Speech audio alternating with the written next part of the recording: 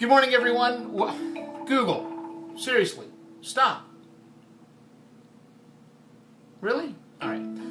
Okay, Google, stop. Wow, she's just annoying the piss out of me today. That's to stay on the video. I'm going to stay on the video. Anyhow, I'll try and keep track of time in a different way. Good morning, everyone. Welcome to another podcast, Pontifications. My name is Ivo Terra, and I launch podcasts. Today on my program of Google's, not Google's, today I've got Google on the brain because today on the program I'm going to be talking about sandwiches. Why sandwich makers have it figured out and podcasters don't. Yeah, that's going to be weird, but trust me, it'll make sense in a moment. I certainly hope to. So here's the deal. I want you to think about making a hoagie, a submarine sandwich, a grinder, whatever you want to call it. I want you to think about the process of making a grinder, and I mean from scratch. Let's say that you work at a Subway or at some other restaurant that actually makes these, or perhaps you make them at home, right? You get out your large loaf of bread, step one, and you begin by slicing it in half. Open it all the way out. Open all the way out, lay it out there.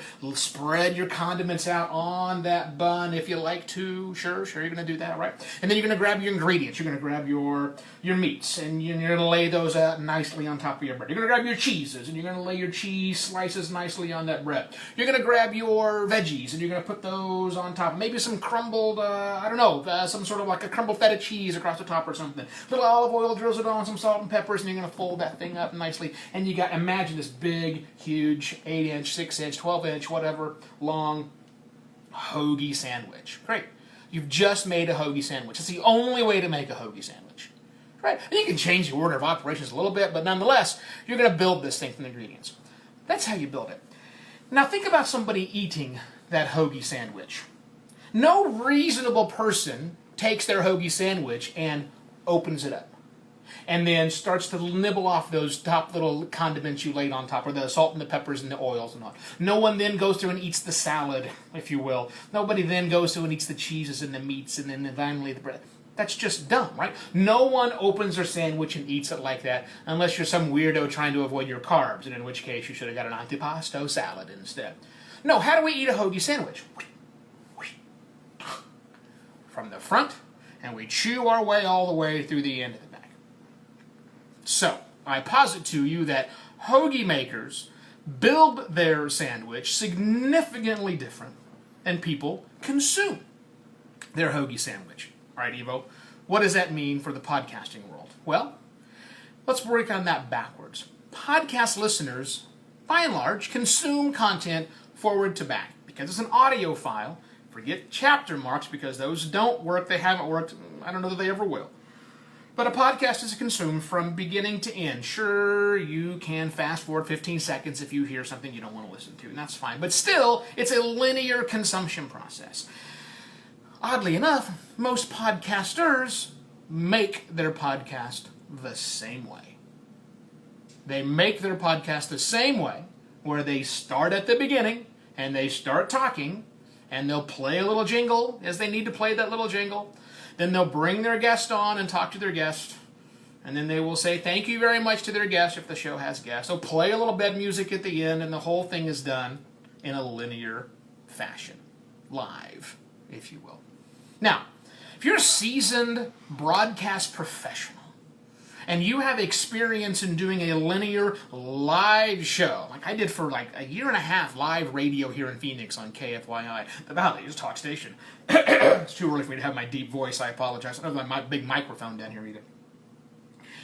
If you've experienced building a show linearly from beginning to end, great. But keep in mind that when professional broadcasters do that, they probably have a support staff behind them. A producer who's pushing the buttons. Now, the great thing about podcasting is we don't have to. We can use our computers, which you can't really see, but trust me, I'm pointing to one, or our phones, which I don't know where my phone is. Oh, I'm talking to you on my phone. As a soundboard, so we can play in our clips, and we can do it all linear, so we spend even less time podcasting. But let's go back to the hoagie maker. Remember what they did? They took a very different approach to building something that somebody would then later consume linearly. They didn't try to build the sandwich from the end, right? They didn't take a slice at a time and put bread and condiment and meat and cheese together and then move 1 inch in and put an additional slice of meat, a little drop of garlic, and whatever else. They didn't do that. They built it all as one and somebody consumed it linear. They built it from the inside out and let someone consume it linearly. Podcasters, if there no need to do a show live, or you don't have the experience to do a show live, or the support group to do a show live, don't! Take an inside-out approach. Take the Hoagie Maker approach. What's the most important content of your podcast? Is it that intro? That bed music? All that setup? No, probably not. It's whatever the topic of your show is going to be. If it's an interview show, great. Who are we going to interview? If it's a monologue, great. What's the monologue going to be about? Of course, if it's an audio drama, it's a very different situation. But still, the same thing holds true. What's the story? Let's assemble all that part first. The middle bits, just the middle. Let's get the middle part done, all nice and done. Then we start moving on the outs. Move out a little bit. Move out a tad. Once you got the interview done or the main content done, maybe you need to put some sort of a setup to give the people an idea of what they're going to hear. But you've already done it. So now go back and write that intro piece where you introduce the topic you're about to talk to that you've already assembled in the middle. And then write a wrap-up, which basically goes through, and what are the points you want somebody to take away? Hit those again. Write them at the end. But after you've assembled the middle part, and after you've listened to the middle part, and after you've understood what the main points are, summarize those in a wrap-up.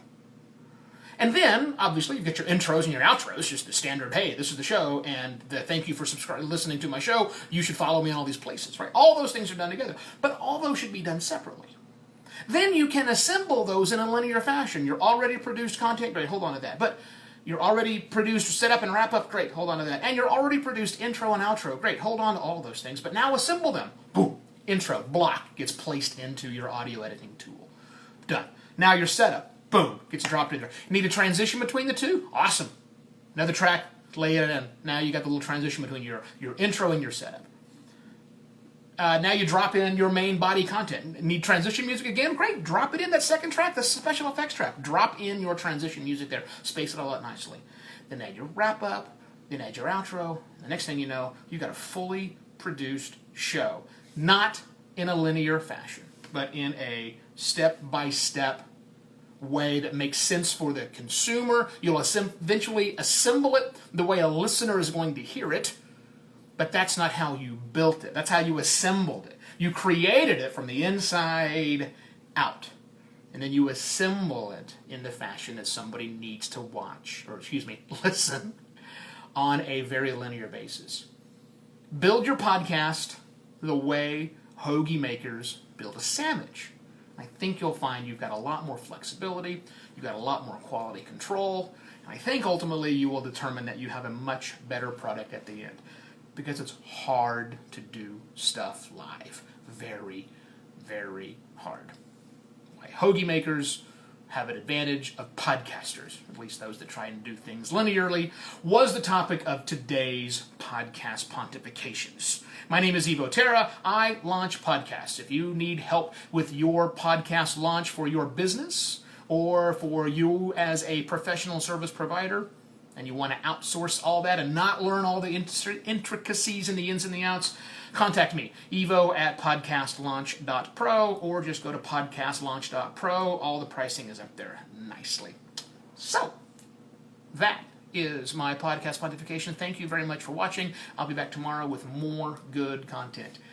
Cheers!